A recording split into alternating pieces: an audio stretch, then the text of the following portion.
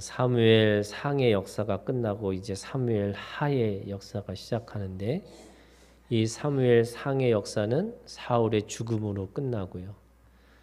사무엘 하의 역사는 이제 다윗이 이 사울과 요나단의 죽음을 노래하는 그 노래로 시작을 합니다.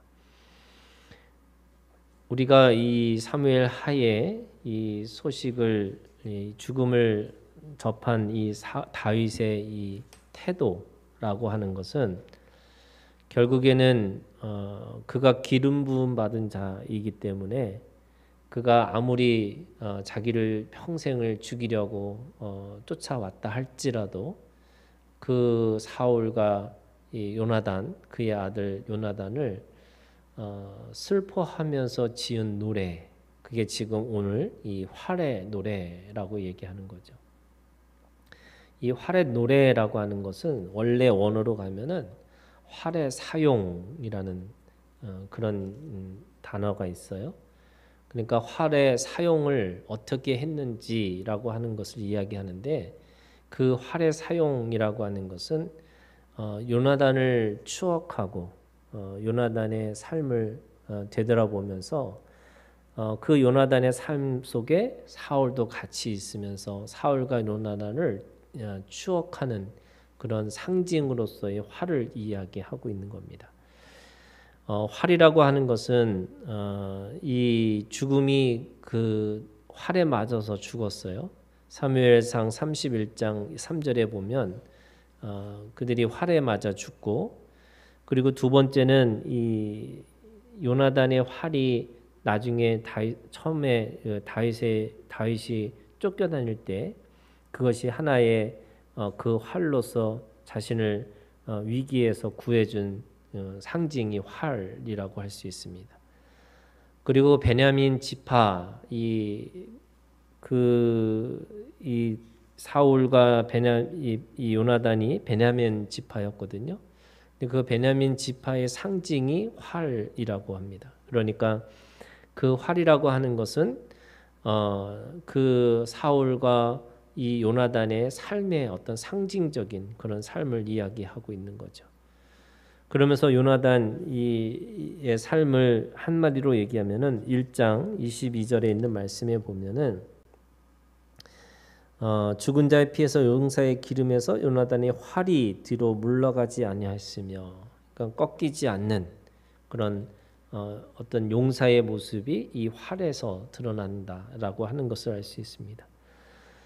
그 활의 노래라고 하는 것이 오늘 보면은 그 활의 노래가 결국에는 그 17절에 있는 말씀에 보면 다윗이 이 슬픈 노래로 사울과 그의 아들 요나단을 조상하고 이렇게 돼 있어요. 근데 13년 동안 쫓겨다닌 인생이었거든요.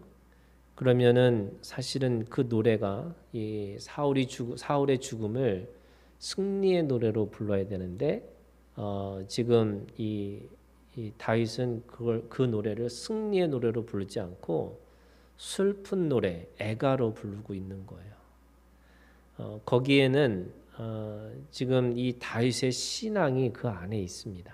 그러니까 우리가 볼 때는 단순하게 자신을 쫓아서 평생을 그렇게 죽이려고 했던 사람이지만 이 다윗의 이 신앙에는요, 여전히 사울은 이스라엘의 왕으로서 대우하고 있는 거예요.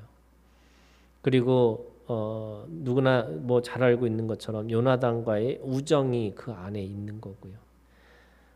그래서 다윗의 개인적인 감정으로 그것을 울고 있는 것이 아니고 이스라엘 전체의 관점에서 이스라엘 백성들을 위로하는 그런 노래를 부르고 있다라고 할 수 있어요. 저는 이게 왕의 관점이라고 이야기를 하고 있는 건데, 이 왕의 관점이라는 게 뭐냐면 자신이 뭔가 이렇게 쫓겨다니는 인생이라고 하는 사람들은요, 굉장히 뭐 하고 있냐면 탓을 하고 사는 거예요. 뭐뭐 때문에, 누구 때문에, 자기가 뭔가 하려고 했는데 어떤 상황 때문에 이렇게 얘기를 해요. 그런데 하나님이 우리에게 이 자유의지라고 하는 이 자유의지를 주신 이유는 결국에는 우리의 삶에 대해서 책임을 지고 살으라는 거예요. 우리가 하나님을 믿는다라고 하는 말은 결국 하나님 앞에 내 인생을 맡기는 거잖아요. 그런데 하나님은 최고의 맡김이 뭐냐면요. 하나님은 우리에게 자유의지를 주셔서 그 자유의지를 통해서 책임을 지고 살으라라고 말씀하시는 거예요.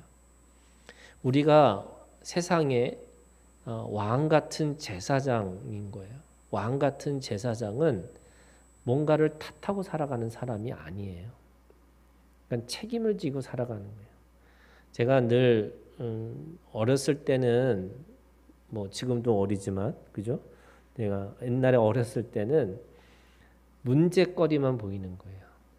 이래서 문제고 또 내가 이렇기 때문에 이런 거 못하는 거고 또 내가 진짜로 뭔가를 하려고 하는데 그 사람이 도저히 마음에 안 들어서 이거 못해 이렇게 얘기하는 거예요. 그런데 제가 이렇게 나이가 들면 들수록 뭐냐면 뭐를 탓하기보다는 그것에 대해서 내가 책임지고 내가 그것을 감당해야 되는 게 더 많다고 생각이 들었어요. 하나님도 우리한테 그런 거예요. 하나님 창조주시잖아요. 우리는 피조물이고 내가 무슨 책임을 진다고 해서 하나님 앞에 그게 무슨 의미가 있을까? 그런데요. 하나님은 우리를 그렇게 대우하시겠다고 하시는 거예요. 우리에게 책임을 지는 사람으로 살게끔 하시는 거예요. 그리고 그것이 정말 아무것도 아닌 것처럼 보이지만 그걸 통해서 하나님은 하나님 왕 같은 제사장으로 살게끔 하시는 거예요. 저는 다윗이 개인의 감정으로는요. 사울의 그 죽음이 너무 신난 거잖아요. 평생 쫓겨다니지 않아도 되는 거예요. 오늘 사무엘 하의 이 죽음은 결국 반전이 일어나서 이제 다윗이 진정한 왕으로서 등극하는 과정만 남았어요. 그런데 그 등극의 과정에서 왜 다윗은 이렇게 슬피 울고 있을까? 오늘 1장 1절에서부터 16절까지 무슨 얘기가 나오냐면 아멜렉 사람이라는 청년이 와서 자신이 당신의 원수 사울을 어떻게 죽였는지 그리고 그 죽임의 전리품이 얼마나 대단한 것인지를 지금 다윗에게 와갖고 자랑하고 싶은 거예요. 여러분 근데 우리가 아멜렉 정신이라는 걸 배웠잖아요. 이 아멜렉 사람이라고 하는 거는 소위 마귀의 속성이에요. 그 마귀의 속성이 뭐냐면 약한 자, 그러니까 고아와 과부와 나그네를 어떻게든지 그들의 것을 뺏어서 자신의 이익을 챙기고 살아가는 사람들이에요. 강한 사람한테는 약하고요. 약한 사람한테는 강한 거예요. 그게 아멜렉 정신이에요.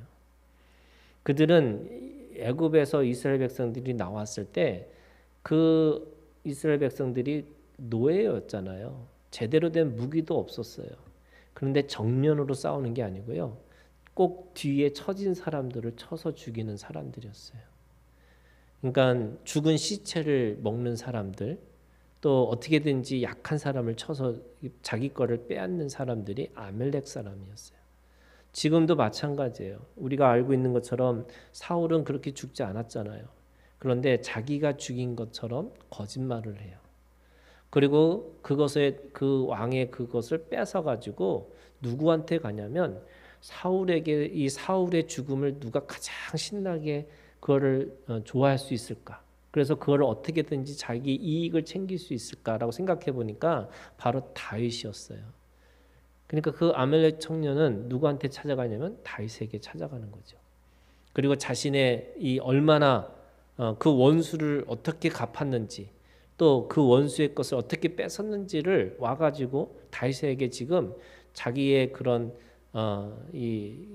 뭐랄까요? 그 죽인 거 이렇게 했는지 칭찬받기를 원한 거고 오히려 대접받기를 원했던 거죠. 그런데 다윗은 뭐라고 그래요? 그 사울의 죽음을 향해서 기름 부음 받은 자 이렇게 표현해요.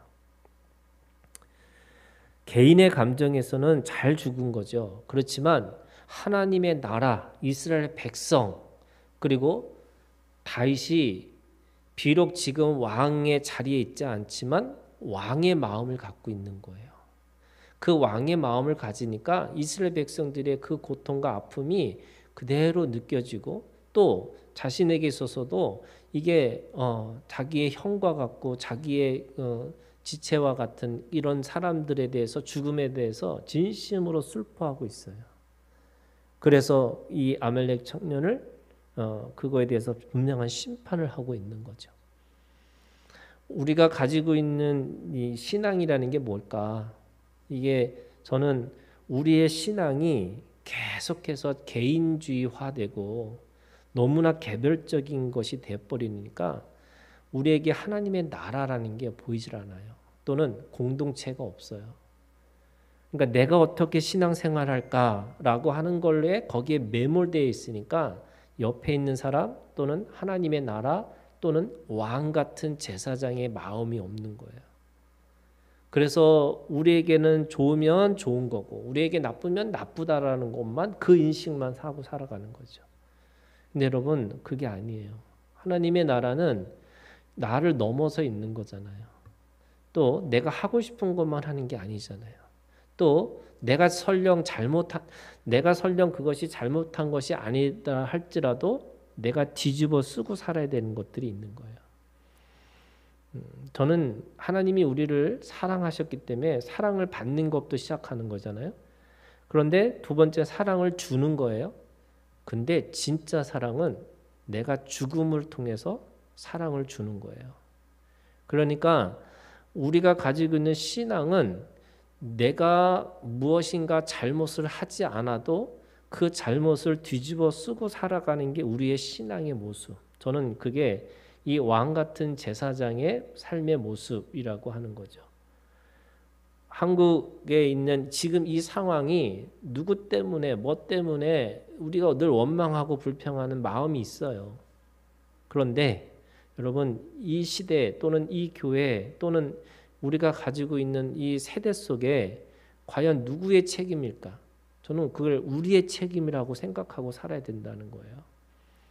그래서 그래야지 울 수 있고 그래야지 하나님의 마음을 가지고 내가 그걸 책임을 지고 그렇게 살아갈 수 있는 거지.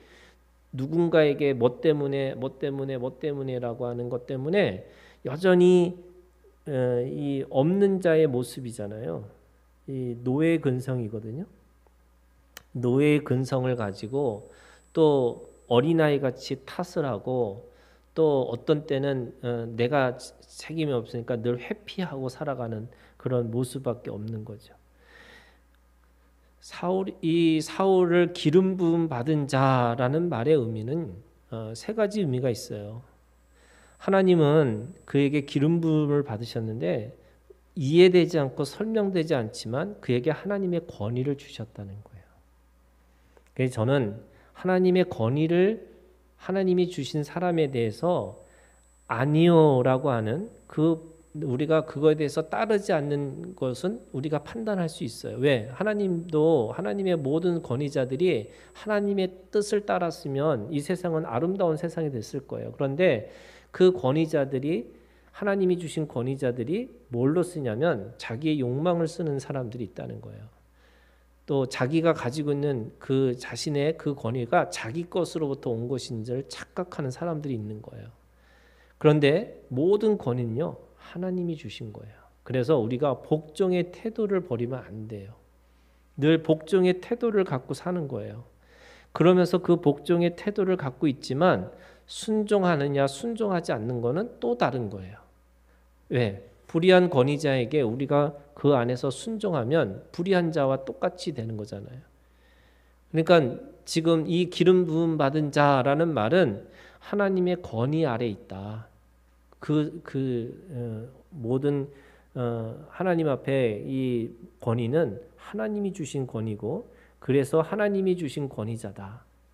두 번째는 그 안에 하나님의 보호하심이 있다는 거예요. 여러분 하나님의 보호하심이 그 안에 있어요. 그래서 그 보호하심을 따라서 살기 때문에 우리가 함부로 심판자가 돼서 이게 심판이라는 게 뭐냐면 저지먼트예요. 마지막 최종적인 심판은 하나님만 하시는 거지 우리가 그것에 대해서 내가 심판자가 되면 안 되는 거예요. 그럼 분별할 수 있는 거냐 없는 거예요? 분별해야죠. 분별은 하지만 심판자는 되지 마라. 그런 의미에서 우리가 그 기름 부음 받은 자에게서 이런 거예요. 뭐뭐 하라고 할 때 예 아니오만 하면 되는 거예요. 그게 하나님의 말씀을 따르면 예고 하나님의 말씀이 아니면 아니요 이거예요. 그런데 우리가 심판자가 된다는 거 하나님의 권위를 부정한다는 건 뭐냐면 그 옳고 그름으로 자신이 그것에 대해서 심판하고 살아가는 거죠. 사울은 하나님이 기름 부음 받은 자로서 그를 세우셨어요. 왕으로. 근데 문제는 뭐예요? 왕 노릇하지 못한 거죠. 그러니까 저는 하나님이 그렇게 기름 부으신 것은 거기까지는 하나님의 은혜였어요. 근데 그 은혜를 가지고 왕 노릇 할 수 있느냐 없느냐는 거는 결국 자신이 가지고 있는 자유의지예요. 그 자유의지에는 뭐가 있어요? 반드시 책임이 있는 거예요. 만약에 그 자유의지를 주지 않고 책임도 안 주셨다면 그거는 그냥 하나님 앞에서 하나님이 그냥 도구일 뿐이잖아요. 심판은 왜 받아요? 책임 있는 사람에게 심판이 있는 거지 책임이 없는 자에게 심판을 하지 않으세요. 제가 이번에 그 칭의와 성화라고 하는 것을 가지고 이 발제를 했는데 결국 그 제가 아는 옆에 있는 목사님은 법대를 나오신 분인데 그 목사님 표현이 그거예요. 뭐냐면 죄가 있느냐 없느냐를 할 때 제일 중요한 것 중에 하나가 이 자유의 책임이 있느냐 없느냐를 따진다는 거예요. 무슨 말이냐면 사람을 죽였을 때도 이 사람이 제정신으로 살아서 책임 있는 사람이면 그 사람한테 죄를 물을 수 있대요. 근데 이게 정신병자가 사람을 죽였어요. 그러면 이 정신병 때문에 그 사람한테 책임을 물을 수가 없다는 거예요. 무슨 말이냐면 우리가 하나님 앞에서 최종적인 심판을 받는다는 말은 우리에게 자유의지를 주셔서 하나님이 그 자유에 대해서 책임을 물을 수 있는 그런 사람이 된다는 거예요. 오늘 똑같아요, 여러분. 사울에게 하나님이 그렇게 하나님의 왕노릇하게 해주셨다는데 그 왕노릇을 제대로 했느냐 못했느냐는 누구한테 묻느냐면 사울한테 묻는 거예요. 그런데 다윗은 뭐해 또? 다윗은 하나님이 또 기름 부음을 받은 자예요. 진짜 왕은 누구냐? 다윗이에요. 그리고 제대로 왕노릇 하려고 하는 사람이 누구예요? 이 다윗이에요. 여러분 그래서 다윗이 우는 거예요. 하나님의 마음을 가지고 이스라엘 백성의 마음을 가지고 또 왕의 마음을 가지고 울어 주는 거예요. 그래야지 그 마음으로부터 진짜 왕노릇하게 살 수 있다는 거죠. 오늘 말씀해 보면 이 조가 왜 슬픈 노래를 부를 수밖에 없느냐라고 하니까 26절에 이렇게 돼 있어요. 내 형 요나단이요 이렇게 고백해요. 그냥 요나단이 친구 이상의 의미가 있죠. 더구나 뭐라고 얘기하냐면 내가 그대를 애통하면 그대는 내가 심히 아름다움이라 그대가 나를 사랑함이 기이하여 여인의 사랑보다 더하도다. 이 여인의 사랑보다 더하다라는 표현이 뭐냐면요. 어떤 의미를 갖고 있냐면 이게 우정이잖아요. 근데 이 우정이라는 말이 사실은 사랑의 하나의 형태 중에 우정이라는 표현이 있는 거예요. 근데 이 우정도 사실은 크게 보면 사랑이고 이 사랑이라는 말 속에는 결국 그들이 뗄래야 뗄 수 없는 생명관계 안에 있다는 거예요. 그러니까 지금 이 사울과 요나단이 비록 하는 짓은 원수처럼 자기한테 그렇게 대우를 했지만 결국 하나님의 나라에서 보면 한 형제이고 한 지체라고 하는 거죠. 그래서 한 형제 한 지체라고 하는 이 생명관계 때문에 그가 지금 슬피 울 수밖에 없다라고 이야기하고 있는 거죠. 우리가 하나님의 나라에서는 하나님 나라의 백성이에요. 그리고 예수 그리스도 안에서는 한 형제예요. 피와 살을 같이 나눠 먹은 한 형제로서의 그런 모습이 있어요. 그리고 성령 안에서는 하나님의 지체라고 한 몸의 한 부분이라고 얘기를 해요. 그래서 백성과 형제와 지체라고 하는 이 개념이 우리한테 생명관계가 있기 때문에 함께 아파하고 함께 슬퍼하고 함께 기뻐하라 그런 거잖아요. 그래서 우는 자와 함께 울고 기뻐하는 자와 함께 기뻐할 수 있는 마음이에요. 그게 하나님이 우리를 향해서 긍휼의 마음이라고 하는데 옛날에 성경 개혁판에는 히브리서에 뭐라 그랬냐면 그거를 체휼이라고 그랬어요. 체휼이 뭐냐면 몸으로 감정을 경험하고 있다는 거예요. 하나님이 우리를 향해서 우리가 아파하실 때 함께 아파하시고 함께 기뻐할 때 함께 기뻐하시는 하나님으로 계셨어요. 그러면 오늘 우리가 하나님 앞에서도 서로 한 형제로 같이 울고 같이 기뻐할 수 있는 사람으로 우리를 세워주신 건데 그 우정이라는 게 뭐냐? 첫 번째는요. 본능에 매이지 않는 관계가 됐다는 거예요. 이 본능이라는 건 서로 잡아먹고 힘센 사람이 약한 자를 짓누르고 억누르고 뭔가를 착취하고 이런 관계가 아니라 그냥 있는 관계 그 자체로 우리가 함께 사랑할 수 있는 존재로 되어진 거죠. 두 번째는요. 정말로 자원함으로 사랑하는 존재가 됐다는 거예요. 우리가 본능에 매이지 않고 내 스스로 사랑하는 마음이 떠오르는 거예요. 그게 우정이에요. 그게 어떤 사람에게는 그것이 남녀의 사이에는 그게 사랑이라고 말하지만 같은 남자와 남자, 여자와 여자끼리는 또는 어른과 아이에서는 또는 인종을 넘어서 또 다른 것은 그게 우정인 거예요. 예. 이 우정이라는 게 사실은 남녀의 사랑보다 사실 더 큰 의미가 있어요. 이게 이제 우리 지금 21세기에는 이제 이게 의심의 눈초리로 보잖아요. 예를 들면 미국에서는 이게 여자와 여자끼리 손잡고 가면 좀 이상하다고 생각을 하거든요. 근데 우리는 옛날에는 다 그런 거잖아요. 모르겠어요. 난 고등학교 때도 내 친구 손잡고 갔던 것도 있어. 나는. 네, 있어요. 그리고 내 친구가 여자친구 만났을 때 제가 막 화를 낸 적도 있어. 그렇다고 내가 그런 뭐 이게 무슨 그런 게 아니고요. 이게 원래 사랑이라는 게 어떤 사람하고 같이 있고 계속 있고 싶고 그래서 그게 그냥 원래 본래의 마음인데 그걸 우리가 지금으로 생각하니까 더 이상하고 뭔가 다른 눈으로 보려고 하는 게 있는데 그렇지 않다는 거예요. 우리가 가지고 있는 사랑 중에 하나가 어떻게 보면 최고의 관계 중에 하나가 우정인 거예요. 이게 조금 다르게 얘기할까요? 저는 의리라고 생각해요. 의리.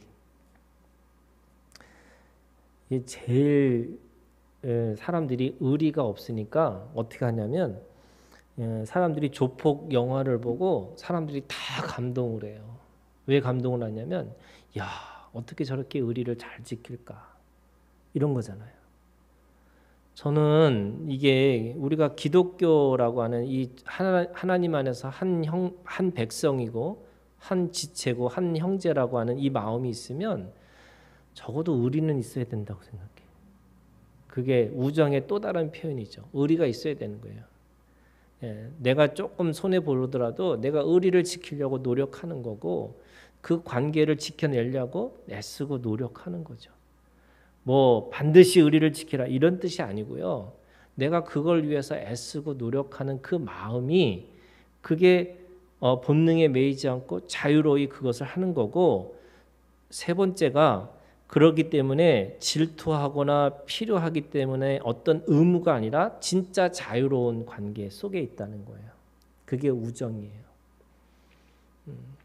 그러니까 이런 거잖아요. 필요를 할 때마다 전하는 사람이 있어요. 그 우정이 아닐 수도 있어요. 왜냐하면 관계가 목적이 아니고 관계가 수단이기 때문에 그래요. 우리가 어떤 관계를 맺을 때 그냥 그 사람 자체로 그래서 거기에는 세 가지가 없는 거예요. 질투도 없고요, 필요도 없고요, 의무도 없어요. 그냥 그 자체 관계가 목적이 되는 거죠. 그런 의미에서 이 다윗과 요나단에 가지고 있는 우정의 관계가 있다는 거예요.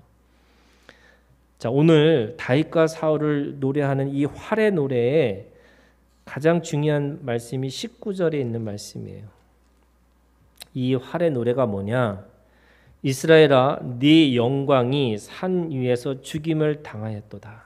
지금 사울과 요나단을 이스라엘의 영광이라고 올려놨어요.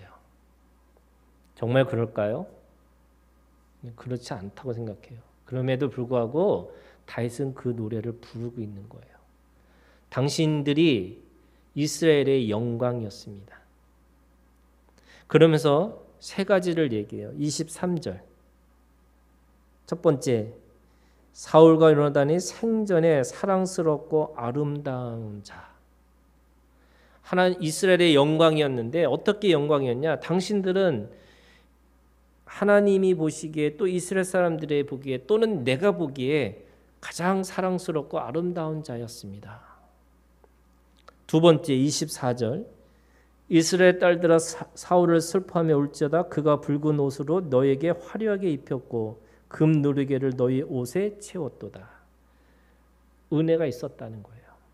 이스라엘 백성들에게 사울이 준 은혜가 있었던 것. 또 은혜를 기억하라는 거예요. 그리고 세 번째 27절이에요. 오호라 두 용사가 엎드려졌으며 싸우는 무기가 망하였도다. 그들은 뭐냐면 용사였다는 거예요. 거기에 하나 덧붙이면 최고의 용사 이렇게 얘기할 수 있는 거죠. 이스라엘의 영광 그러면서 당신들이 사랑스럽고 아름다운 자였고 당신들이 우리에게 주신 은혜가 있었고 그리고 당신들은 최고의 용사였습니다. 제가 이 장례 예배를 드릴 때요. 제가 가서 대부분 3번 예배를 드리는데 3번 예배의 의미가 다 있어요. 첫 번째가 위로예요. 가서 위로의 예배를 드려요. 그리고 두 번째는 뭐냐면요. 그들에게서 좋은 거를 기억하자고 그래요. 사람이 살면서 항상 좋은 기억만 있는 게 아니잖아요. 그 안에 관계 안에 뭐 상처도 있고 그 안에 나쁜 기억도 있고 뭐 어떤 때는 원수처럼 싸울 때도 있었잖아요. 그런데 그거 다 잊어버리고 좋은 거 기억하자. 제가 그 얘기예요. 우리가 어떤 사람을 우리가 그 삶의 인생을 쭉 돌아볼 때 나쁜 거 좋은 거 다 있어도 우리가 좋은 거를 취하자. 제가 이제 목사가 되고 나서 저희 집이 제사를 안 지나고 이제 예배를 드리는데 제가 예배 드릴 때마다 우리 아버지 교회 안 다니셨어요. 근데 아버지를 위해서 내가 뭐라고 얘기하겠어요. 그런데 제가 찾고 찾아서 우리 아버지 좋은 점 한 가지 꼭 기억하고 그 아버지를 이런 거 좋은 거 있었다. 가족들한테 그거 기억하면서 예배를 드려요. 찾아내야죠. 저는 아무리 인생이라고 그래도 아무리 정말 사는 것보다 죽는 게 훨씬 낫을 거야라고 생각하는 그런 인생이 있다 할지라도 그 안에 좋은 기억이 있을 거다. 그래서 그 기억 계속 새김질하고 살아가는 거다. 왜요? 그 인생이 우리한테 의미가 있으려면 좋은 거, 은혜를 기억하고 살아가는 거예요. 그리고 세 번째는요. 제가 부활을 말해요. 그래서 그 부활하심을 우리가 믿고 사는 거죠. 비록 우리가 몸은 떠났지만 다시 좋은 모습으로 하나님 앞에 올 것이다. 지금 사울과 요나단의 우리가 지금 이 사무엘 상을 지나면서 그 지나는 시간이 거의 13년의 시간들이 흐르고 있는 거예요. 그런데 그 13년 동안 얼마나 고생하고 얼마나 죽을 것 같고 죽을 고비를 넘겼고 그 다윗이 겨우겨우 목숨 부지하기 위해서 그 바벨론 누구죠? 이 남의 그 족속에 가서 이렇게 살고 빌부터 살면서 겨우겨우 살고 있었던 이 다윗이 그 사울의 죽음을 통해서 다시 나와가지고 불렀던 노래가 어찌 보면 그를 향한 사랑의 노래였고 슬픔의 노래였고 그를 친송하는 그를 어떻게 보면 칭찬하는 노래를 부르고 있다는 거예요. 그것이 오늘 저는 이 활의 노래다. 우리가 활의 노래라는 것이 결국 이 활의 의미가 원래 무지개되잖아요. 이 무지개가 하나님이 이 물로 심판하셨던 것을 다시는 내가 물로 심판하지 않겠다고 하는 약속을 한 게 이 활의 무지개인데 그 활을 어디다 쏘는 거예요? 내가 만약 그 약속을 지키지 않으면 내가 그거 책임지고 내가 맡겠다는 의미로의 그런 활의 의미도 있어요. 그러면 오늘 결국에는 이 다윗과 그리고 이 사울과 이 요나단이라고 하는 이 세 사람의 관계 속에서 그 모든 것들을 다 잊어버리고 결국 하나님 앞에서 내가 그를 위해서 슬퍼하고 또 그를 위해서 은혜를 기억하고 또 그들의 삶이 하나님 앞에 온전히 그런 삶이었다고 이렇게 중보하고 있는 이 다윗의 마음 또는 다윗의 노래 또는 이 다윗의 기도 이것이 결국 우리들의 삶의 노래가 되어야 된다고 말씀드리는 거고 오늘도 이 활의 노래가 오늘 우리에게 들려지는 노래가 되기를 주님의 이름으로 축원합니다.